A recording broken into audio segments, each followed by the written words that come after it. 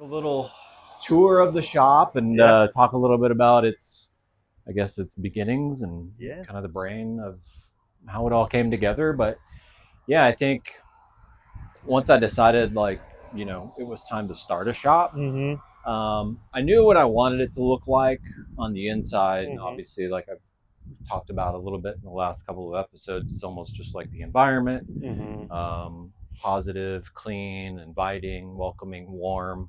I basically had envisioned, like, when you walk in, it's almost like walking into like a Victorian home's living room or something. And we're not quite there yet, but that's kind of why we're going to do the facelift soon. So we thought it'd be fun to maybe show like the before and after and what it's been like for the last 7 years.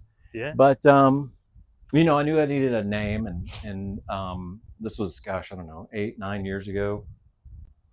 But we were super, I don't know, my coworker and I were like super into like guns and Second Amendment and like America, and still am, but just not as much as then. Like we would even have Second Amendment Tuesday, and so we'd have to wear something Second Amendment, and we got the rest of the shop involved. It was super fun, but anyhow, kind of had that in my mind. But at the time, my favorite name of a tattoo shop was the American Tattoo Company. I just thought that was just so cool. Like it sounded almost like an old washing machine company or something. Like, that's American made. And kind of what I was kind of thinking about too is like, well, it's hard working and like coming from the ground up and all this stuff. So somebody had given me a book about the Statue of Liberty, and it had the name Lady Liberty. I'm like, oh man, that's sick. And I thought it was like pretty fitting to the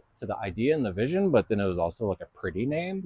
I didn't want something like like Scab Ink or anything like that, which so I tried to always think about, well, what are the clients going to think? What's the potential client going to think? So anyhow, long story short, that's kind of how the name and everything came about. And then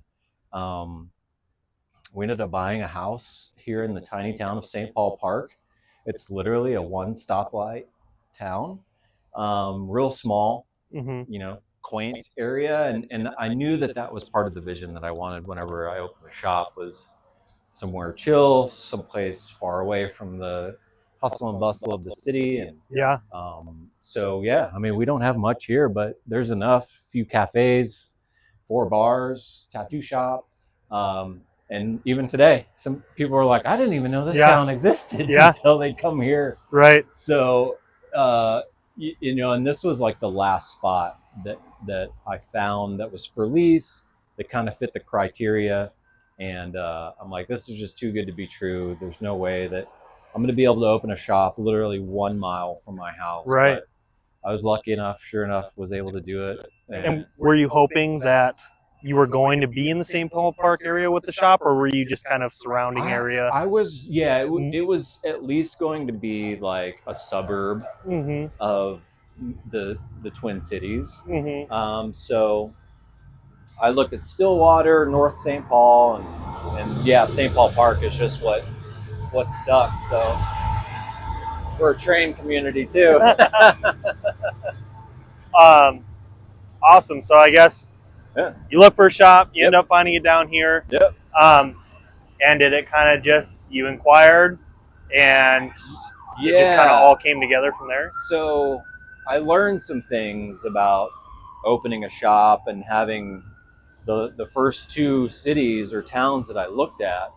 And one was, make sure that the area that you're looking at is zoned properly. And 2, are there any other tattoo shops coming to town? That was literally the case in both of the other places that I looked. And so the first thing I did here was called City. Like, hey, any tattoo shops coming? They're like, nope, never been one. And I'm like, well, is this area zoned? They're like, no, there's not even zoning that exists for tattoo shops. So I had to do all that stuff with the city, go before the planning commission and the city council to get it just written into the code of the building code. So I'm the first and only tattoo shop here, and we better damn well be the only. We will firebomb anybody. It's just too small of a town. But No, we wouldn't do that. We would just totally crush them though. Yeah. So yeah, and that was it. The landlord's been super awesome. He loves coming in, and he loves telling people that he owns a building with a tattoo shop in it. So it's cool. He hasn't gotten a tattoo yet, but maybe someday. Yeah. So. And it almost honestly like makes it even more special that you are the first one. Yeah. Yeah. Here, well, exactly. Yeah. I mean, that's a good point actually. And so the town was, when I went in front of city council, I was like, we want to run like a stand-up business. We're not trying to bring anything negative to the town. Right. And thankfully we have like a pretty awesome clientele that keeps the riffraff out, so we don't even have to worry about it. And again, like I told the ladies today, I'm like, I swear, this shop brings in more people to St. Paul Park than would otherwise. I hadn't been down here until I came to the shop. Yeah, I mean, same, until we bought a house, but then it was like, oh, there's a downtown too. It's kind of cool. So I love being down here. Actually, I think it's really cool and chill and laid back. And old car show happens down here every week, and it's just a cool little old community. So awesome. Yeah, so that's us on the outside. Should we go check out some of the stuff you have on the walls? Yeah, we can go in. Cool. Yeah, for sure. Heck yeah. Yep. Thank you, sir.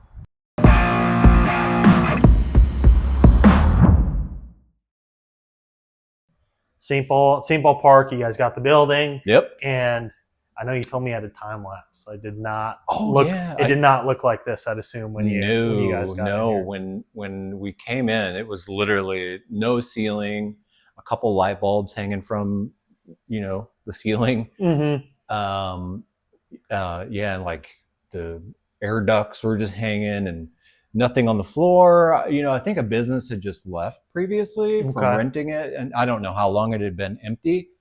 So it was like we kind of knew. I say we because I also had, like, at that time, I was trying to possibly bring on a couple of partners, and so there was a team of us, but then it ended up just working out best. So I just like, okay, I'm just going to do this. And not have to ask other people what.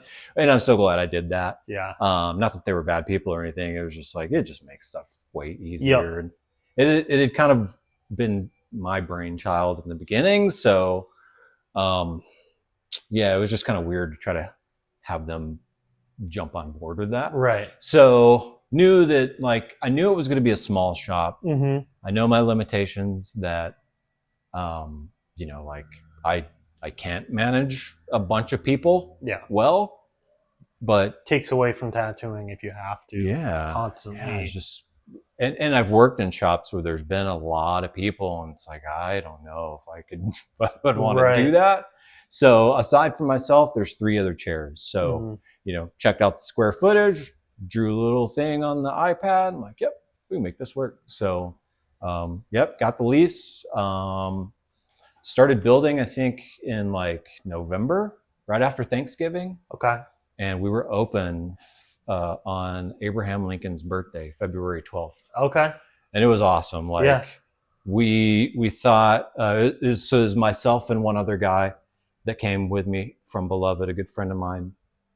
And we're like, dude, let's do free tattoos. Yeah. And so we offered free tattoos. We marketed the crap out of it, and I've never heard of that before. Oh, it was, I'm like, neither had I. Yeah. And so our plan was to like get here at like 10, kind of, work our way up to opening at 12. Well, we get here and there's already people out front. Oh, wow. They had been there since like 7 in the morning. Okay. And this is February. Granted, it was a really good winter. There was it wasn't like February weather, but we were like, oh my gosh. We got to get rolling. Okay. Yeah. So we were pretty much like, well, let's just open and start. Yeah. And it was awesome. So that was kind of how we kicked the place off. That's very encouraging and a hell of a way to start. Yeah. And, people drove up from Albert Lee. I think that was the farthest. One of my clients drove all the way from Brainerd just to buy a shirt. He knew he couldn't get tattooed. Yeah. I should have tattooed him though, actually.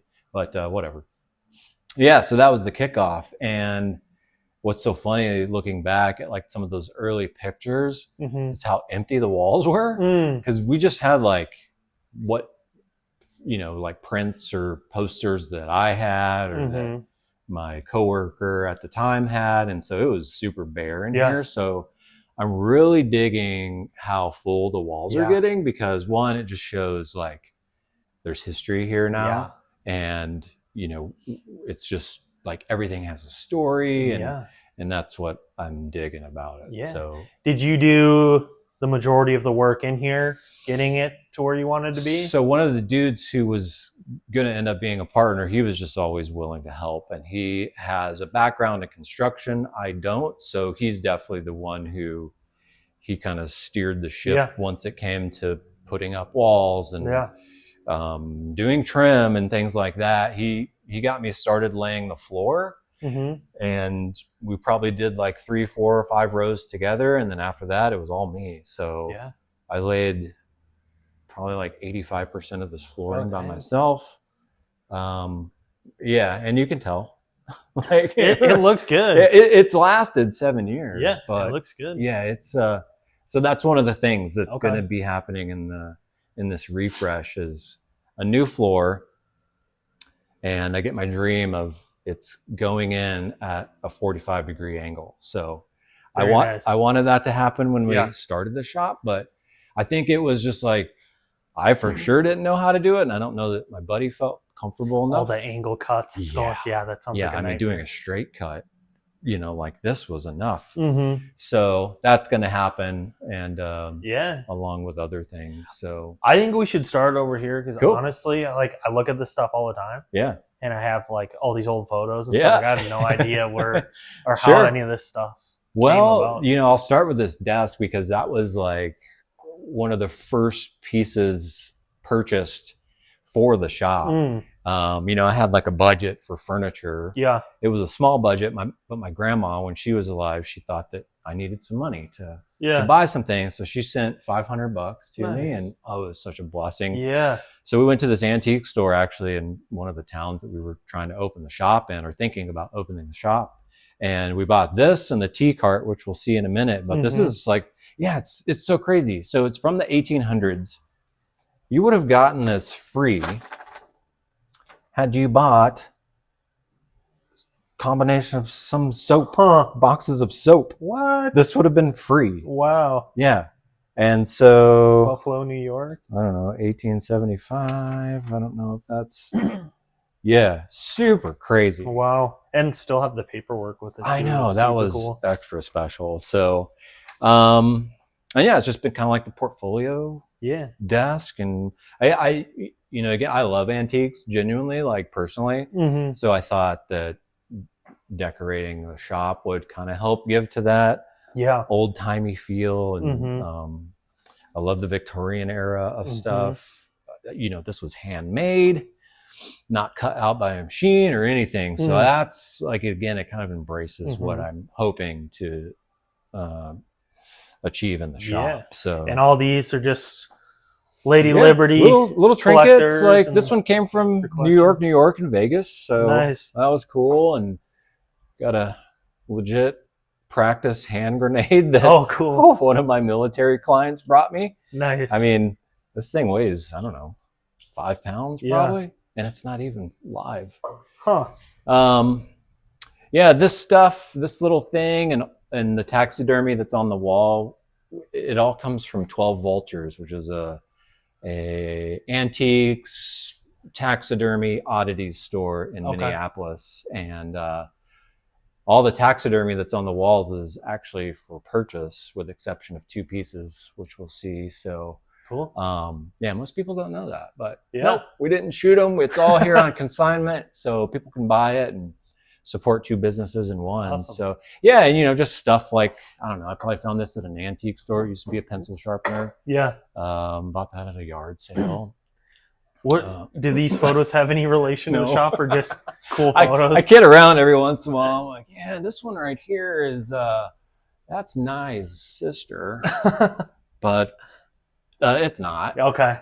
No, we just thought it was cool. Yeah, it came from 12 Vultures, and it absolutely just fits the vibe that you're going for. It's so strange. You had me fooled. No, we have no idea who any of these people are. Obviously, this is a Halloween yes. like flash board. When did you guys do that? Was that recently? So that was from 2019. At the time, there was only myself and one other artist, and we're like, let's do a Halloween event. So we each drew, I think, 25 designs. So there's 50 total. Half are mine, half are his, and that was a fun event. I think that was another one where people like camped out overnight. We've had people sleep on the steps. That's awesome. It's so crazy to me, but it was awesome. Yeah, we had the Ghostbusters of Minnesota come with their Ecto 1 car, and we dressed up and did a bunch of Halloween tattoos. Actually, the one that I did the most was this one, go figure. I think I did there's a family of 5. I think I did that 5 times. Oh, really? And then I don't know if I did any of these other maybe the axe. No, I don't even think I did the axe that day. Okay. Yeah, so I'm never putting a Minnesota in any of my flash sheets again, because that's the only thing I'll do. Although that's a lie.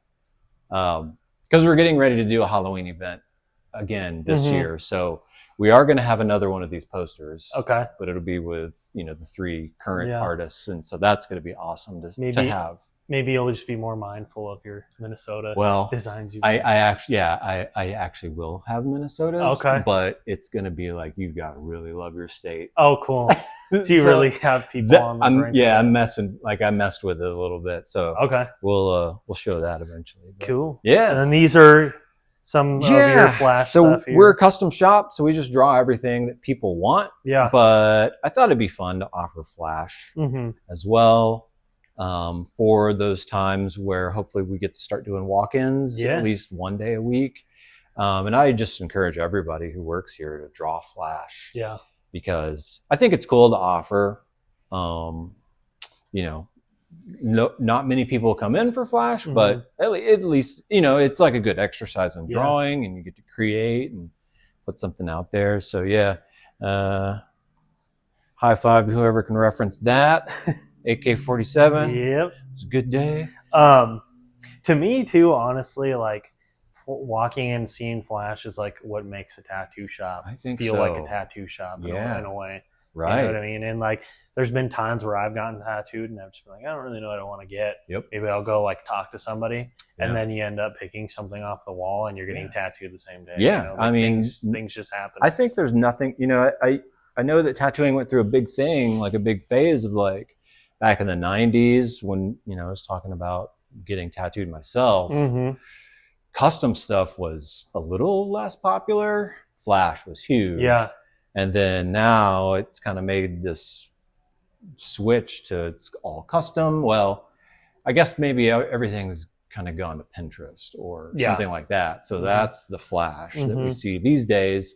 But we still try to redraw it for people. Like, well, we don't want to copy somebody else's tattoo, but I do think now maybe it's merging back to flash again. You get the get what you get wheels and machines and stuff, and that's just fun. But that tends to be for heavy collectors, though, who really don't care what they put on their body. I think that's awesome. Yeah, and I think too, like at least like when I was 18 getting tattooed, it's like, why would I want the same tattoo as other people? That's stupid. And then it's just like so funny. They're just great pieces. They're a bunch of people have them because it's a timeless, design. And that's it. Like, I don't think I ever thought of that. I think I was the first one in my school to get tattooed because, again, I got tattooed illegally. But shortly thereafter, classmates started going to this other really small town, not in the cool place I was going, but they just went where it was closer and cheaper. And I swear they were getting $20 tattoos. Oh, really? But it'd be like the Nike swoosh. Oh, okay. Or the Texas Longhorns. Yeah, right. And I'm like, all right. Cool, dude. And that I don't want for sure. But yeah, I think, like the Tasmanian Devil and things like that, that's all super timeless. I love seeing that stuff even to this day. I would love to tattoo it, actually. I think it'd be fun. Yeah. Yeah, so that's that wall. Awesome. And then some more of your work here. Yeah, this was like early on this is like an 80s inspired flash sheet. But it was very early on when I obviously I didn't quite know how to use Procreate because you can't see through any of these layers. Oh, okay. Now I know how to do that. Right. We got this at an antique store. Nice. Thought it was cool. And then this is just some AI art that I created, trying to do some biomech stuff. Yeah. Which I love. And you said that your dad? My father-in-law built this front desk. Yeah. Pretty much just gave him the dimensions, and he went to town, and yeah, he put it on wheels so it's easy to move. Nice. Yeah, and then I stained it and we decorated it. I'm sure this came from some antique store, something like that. And then some more of your stuff back there. Yeah, there's not much of of my art in here other than the flash, but yeah, other than flash, there's only like 3 pieces in here that are something that I drew. Yeah, I thought that was fun. Yeah. Who needs enemies? Awesome. Should we check out some of your stuff you got in your corner here? I suppose we got some stuff inside of here as well. Yeah. No idea where that came from, but antique store. Oh, no, actually that came from an antique store in Hastings. Okay. And then this is from a dude named Sean Sullivan, one of few really awesome bioorganic tattooers. I followed him pretty heavy fairly early on in my career. I love biomech. One of the few that do, but I dig it. Like nothing exists like it. Yeah. And it's like, what? And you can just do so much stuff with depth and flow and shape and color. It's incredible to me. And so I've had that print for a long time. Yeah. And then this one, that's a pencil drawing. That's one of the few other pieces that I've drawn. And it's inspired by one of my favorite movies, There Will Be Blood. Okay. Because at the end he kills the preacher with a bowling pin. Yeah, bowling pin, smashes him in the head. And this is where I live. Yeah, this has been my booth ever since we opened the shop. So very nice. Yeah, and I mean everything literally has a story here. So I know we referenced the skateboard. Yep. I think in the first one. The first one. We referenced that. Yeah, that colorway, a buddy of mine tagged me in it. And he knew I'm a sucker for that stuff. So I just had to buy that thing. Yeah. It's I mean, that's like you could tattoo that graphic. I know, yeah. And just that silver and black was sick. I'm a huge fan of Brandon Holt. He works at Uptown Tattoo. He's a wizard. Nobody is doing tattoos like this guy. Yeah. And so I've got a lot of tattoos from him. And I'm extremely fortunate. I know that I'm fortunate because he doesn't take on everybody. So that's awesome. Anytime I get tattooed by him, like, dude, you got any prints laying around? Yeah. Or, artist proofs or whatever. So this is an artist proof, number 3 of 30. And then every once in a while we'll get lucky enough and he'll personalize one for me. Nice. So that's awesome. I love that stuff. That's one of the designs you have tattooed? Pretty similar. Whenever I asked him to do my first tattoo, I said, I love that heron that you did. This ended up becoming a Baroness album cover, tour poster, the band Baroness. I'm like, dude, so I want something like that. Cool. And so that's damn near exactly what I have, which I'm okay with. Yeah. It's super kick butt. Right. Yeah. Tattoo a lot of military and police servicemen and women. So I started collecting patches from clients years ago. And I am stoked to have them and happy to display them proudly. So if somebody came in to give you a gift or a tip as some patches, you'd be pretty stoked about that? Yeah, I love gifts like that. Yeah. I got this challenge coin as a tip from a client. He's like the highest ranking warrant officer in Minnesota. So anybody who's in the service who sees that, they're like, dude, that's a big deal. Yeah. So awesome. And then our really good friends who are retired military just gave me that challenge coin. I think that one's from Iraq. And so you have this is a custom machine you had built, right? We'll crack it open. So I obviously started tattooing with coils. And then when you're using coils, it becomes very addictive to keep buying them because, you know, they all have so much character. But at the time, there was this dude, Seth Safari. He was doing super sick themed custom machines. And I'm like, I want to have him do one for me, but I want to have it around There Will Be Blood. And so I hit him up and he wasn't doing it anymore. Oh, no. I'm like, oh my God. Because I saved money from this tattoo convention that I work. I'm like, I'm going to save up $400 to have a custom machine. And I wasn't even sure if that was enough. I'm like, it's got to be at least enough for a deposit. So when he said he wasn't doing it anymore, I hit up this other dude, other machine builder. And so he built this thing for me. And like, there's nothing else exists like this. So obviously like an oil pump and oil rig thing. This is made out of some wood from Hawaii. Wow. And I sent him these photos. Like, there's 2 photos from like my movie, the favorite scenes in the movie. What does this say? 2000. I don't know. Can you see what that says? 18 maybe? Oh, I thought it was 11. I don't know. Maybe it's 18. Yeah. Well, anyhow, that's cool. Yeah. So I was stoked to use it, and I think I've used this machine twice. Yeah. Because it's just like a jackhammer. Yeah. And I don't use coils anymore. It's more of a trophy now. It's now just a definite conversation piece. And like this cool pickaxe is the contact screw for it. So it just doesn't fit in my display case. Yeah. So that's that. It's more of your stuff here. Yep. From another Halloween event. Very nice. I think that was 2020. So with all due respect, everyone was still scared of COVID, and so nobody showed up basically. Right. I tattooed my daughter. Okay. And I think that was it that day. And Nye and the other guy who were working here, they got clients, but not me. But I also like to I like to just do like offhanded designs too. And I'm like, man, if somebody gets this, awesome. Yeah. But I get it if you don't. Right. So, right. Yeah, sometimes that happens. Sometimes I just shoot myself in the foot. But I'm having fun, you know, with it. And obviously some work you've done. Yep, these are all previously done tattoos. Just started to hang them up, bring them out from the back room, I guess. Because people like looking at stuff. Yeah.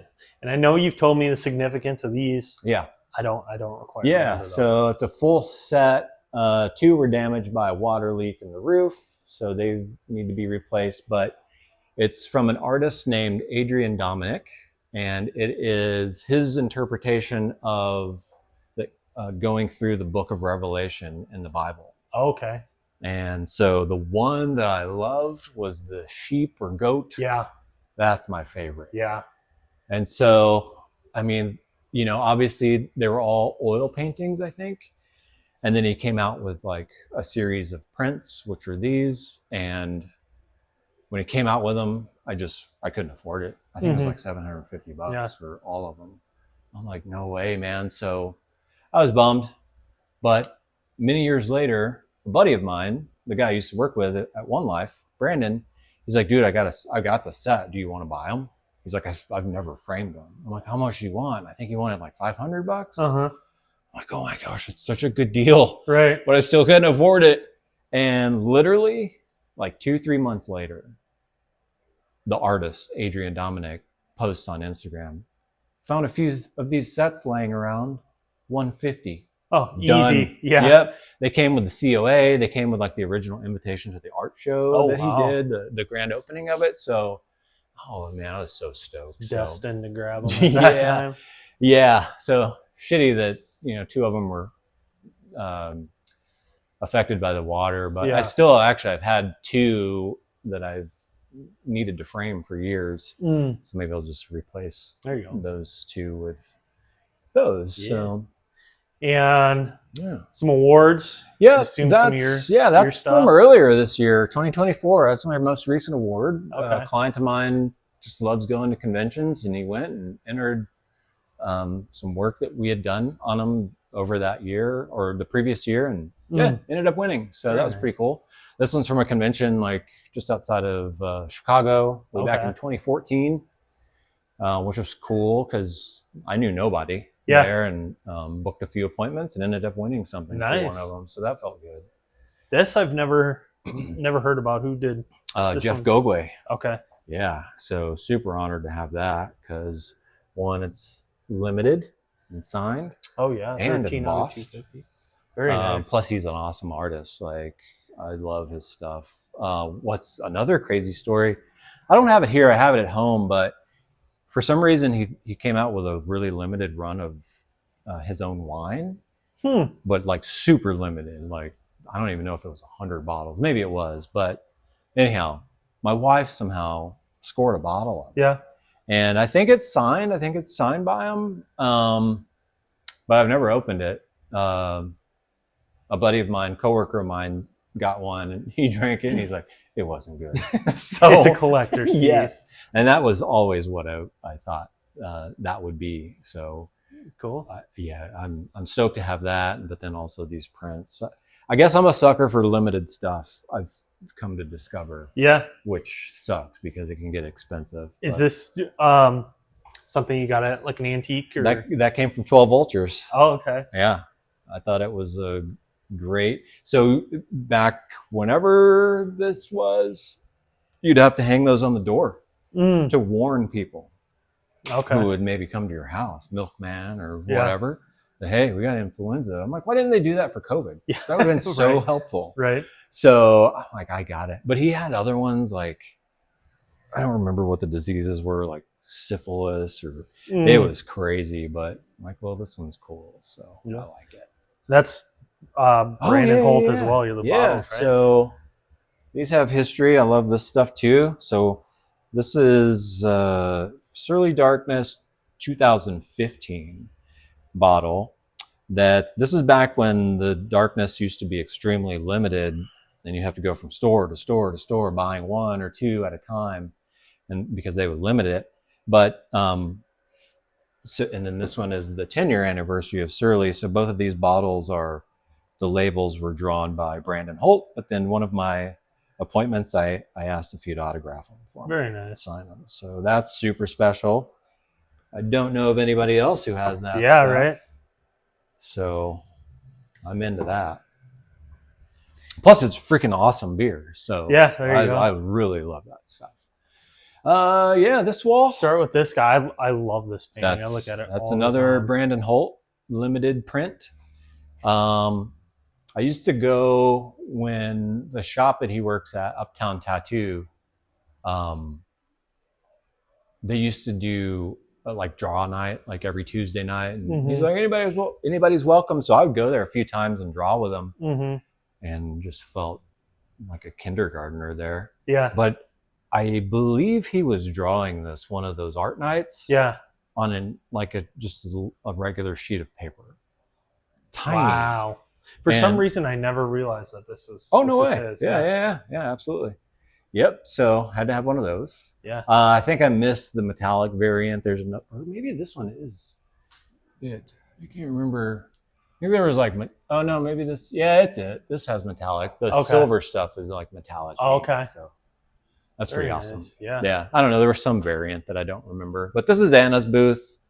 This is where she resides. This is her flash that I had her draw, as I do all apprentices. And she's tattooed a bunch of those, and then that's some more of your stuff here. Yep, right? That was my flash sheet from a Christmas time. I think that was our first and maybe only Get What You Get event. Okay. And so it was super cool. Like I think we gift wrapped everything. So each artist had their own flash sheet, but all the designs were in actual gifts. Oh, so you like picked a gift or got a gift or something? Open it, and that's pretty cool. Got what you got. So yeah, that was a lot of fun. I think I did the holly. What else? For sure, the wing. And I don't remember. Maybe I did the anchor that day. Cool. So yeah, they were one-offs too, like one-off tattoos. Or maybe I did the flamingo. I don't know. Just other prints I've collected from like tattoo conventions. That one up there is from a tattoo conference that was held in St. Louis, hence the ARC. Yeah. And this, I think, was just a free print with something. Oh, cool. This right here is a custom flash sheet from a buddy of mine, Nate Stevens in Denver, who just opened his own shop. I want to say it's called Golden Pony. It's brand new. So he just opened his own shop, and it's so cool. Like, it's all these insane, vivid 80s colors. Yeah. The door says store hours, open when we're here, not when we're not, or something. But I mean, so I've known him since I was tattooing his sister. Okay. A long time ago, when I tattooed in the Brainerd area, and then she moved back out to Colorado, and we did a tattoo convention, myself and Scotty Munster, in Denver, and that's when I got to tattoo her brother, Nate. This was before he was a tattooer, but he just loved tattoos, and he was super covered at the time. But he was working some corporate job. He ended up quitting that and doing an apprenticeship, and just became a badass, specifically traditional tattooer. Awesome. Like, his work is so good. Yeah. I'd love to get tattooed by him, actually. So is that his up top as well? he just brought that. Oh, okay. So yeah, back to the one below it. He ended up doing a guest spot out here. Oh yeah. Like right after we opened. So he came out from Denver, but he was kind enough to paint that for us. Very nice. So that's another gem. Yeah. Super cool stuff. Yep. And the old black bear, also 12 vultures. And is this? This might be a Nate Stevens thing. Let's show the bathroom, because I'm proud of the bathroom. Yeah, there actually is some good stuff in there. You're right. Everything's got a story. We have a deer, keep you company while you're. I wish I could put it lower. So it's staring right. I would have loved, if it was just staring at the ladies or those of us doing number 2. I love that. That's for sure. Nate Stevens. Another Brandon Holt. And then super stoked to have one of these. This is from Joshua Carlton, who just recently passed away. Only 50 of those. Nice. Just a print, obviously, of one of his awesome paintings. And then this bugle was a gift from a client. She's like, it seems like it would fit the theme you got going. And I'm like, yeah, I dig it. And I'm like, it belongs in the bathroom, because this is where you toot. Yeah. So, yeah. Cool. I'm proud of this. Yeah. Little brass bell. Don't know where that came from. I think my wife found it, actually. Antique store or something like that. Yeah. These are kind of cool. I think I bought this. I don't know. I love Metallica. They're my favorite band, and I really, really love their posters. I just love the artwork. I can't remember, a client maybe got this one for me, or I bought it. Very But nice. this is super cool. At that tattoo convention that I did in Tinley Park in 2014, it was a tattoo/horror convention. Okay. And so there were all these stars from, like, it's so funny. The guy who played the kid who jumped out of the water in Friday the 13th Part 1 was still riding that wave. Yeah. Like, oh my gosh, I don't even know why you're here. But Texas Chainsaw Massacre Part 2 was by far the scariest and favorite horror movie of mine growing up in Texas. And so my wife had done the lap, kind of checked out all the booths. She's like, honey, the guy from Part 2 is here. No, he's not. It's the guy from Part 3. She's like, no, Part 2. I'm like, what? Yeah. So got to meet the dude who played Leatherface in Texas Chainsaw Massacre Part 2, Bob Elmore. And we would just go, we'd visit him every day, talk to him. I took a picture with him every single day. Nice. As well. He was just this super nice, gentle giant, older guy, and just super cool. How cool would it have been if you would have been down to get a tattoo, and you could say you tattooed the Texas Chainsaw Massacre. Yeah, that would have been sweet. A cool band called Listener. If you've never heard of them, listen to them. They consider themselves talk music, but we got to host them in Brainerd for the One Life 5-year anniversary party. Oh, nice. So they came and they played inside the shop. Oh, really? And it was tight, but it was fun. And so then they spent the weekend with some of our friends who had a home that they got to stay in. And nice. So then, yeah, I got to have them autograph a bunch of stuff. But another fellow artist that I actually gave him his first tattoo, his name's David Paul Seymour, DPS. So I'm sure he's still doing artwork, but that came from him, like his series of prints. And this came from another tattooer buddy, Adam. I'm totally going to draw a blank on his last name, but he's awesome. And so he just gifted me that. Yeah. And then we got this big old guy. This is one of the newer things around here. This is the newest for sure piece of taxidermy. Yeah. My client shot it with this bullet. I thought that was a good idea. Yeah. And he said it was too big to fit in his house, so he asked if we wanted it. Like, heck yeah. Yeah, right. So he'll find a new home after the remodel, because now you're over here, Drew. And this is something that isn't for sale then. This is not for sale. This is one of the ones. Yeah, this is one of the ones, and the deer in the bathroom are not from 12 Vultures. So, and they're not for sale. Cool. Yeah. Yeah. I thought this was neat. I don't know, I found this at one of our latest antique store. We'll display it. It goes something like this. So it's like binoculars? It's like an X-ray viewer. Oh. So like, what the heck? That's so pretty creepy. Cool. Yeah. Anyhow, I might wear it to tattoo one of these days. Some more Surly. More Brandon Holt. Yep. Another limited print. So he's done quite a few, or was this like same year kind of thing, or has he worked with them a couple Yeah, times? so that was 2015. So that would have been the same year that Okay. he did the darkness labels too. And I don't even think I knew this existed until we were at Surly one time. I'm like, oh, look, I'll buy that. Yeah. Yeah, again, huge fan of Metallica. This was like a poster we got for being like buying a VIP package. Oh, nice. So that was cool. And client gave me that Deftones poster. And then the paintings there are just some artwork from one of Nye's clients. Those are for sale. Very nice. $30, $50, $80. Yeah. Tipping makes it hurt less. Yeah. And just in case you need a removal, take you to the back. This was from the owner. Well, actually, I think I had to pay for it. I thought it was a gift. But this is actually an old screen for a window from like a VFW or something. Oh, really? That's and cool. The owner of 12 Vultures found it, and he's like, dude, you're into this stuff, right? I'm like, heck yeah. Yeah. So he gave me dibs on that. Yeah, that's cool. Buy that. So that was pretty cool. And then Nye's my son, so I just have a picture of me watching over him. He's doing a good job. He doesn't feel lonely. Yeah. But this is Nye's booth. Nye's been here the second longest from me, so he's been here almost 5 years now.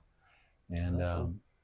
It looks to me like he took over the wheel, but he was using it for flash. Okay. And I think he was going to do a get what you get, but hiding behind it is another Brandon Holt darkness. So that's the barrel aged variant. Oh, okay. Poster. Very cool. Another limited one. That's an AP. Only 5 of only 20. So that's pretty cool. Oh wow. Yeah.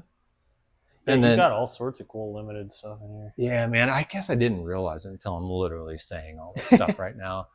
This one is from another biomech artist. His name's Marcus Leonard. He used to be in Germany only. And he was doing a convention that I wasn't attending, but my coworkers at the time were going out there. I'm like, if you can just please snag me something from him. Yeah. And so he had him sign it on the back too. I don't think we can see it, but yeah, it's all right. But it says UCM for not being here. You can bleep that out. Yeah. But I thought that was awesome. Yeah. So that's super special to me. And but now he's up in Canada, so that's pretty cool. Yeah. So I mean, it'd be awesome to get tattooed by him someday, because his work is insane. And then I think this was maybe like a gift from Nate Stevens when he came. I don't know for sure that he painted those. And this is a gift from a coworker former coworker of mine. It's supposedly an original, but of Bill the Butcher from Gangs of New York. Okay. This is another Gogwe print.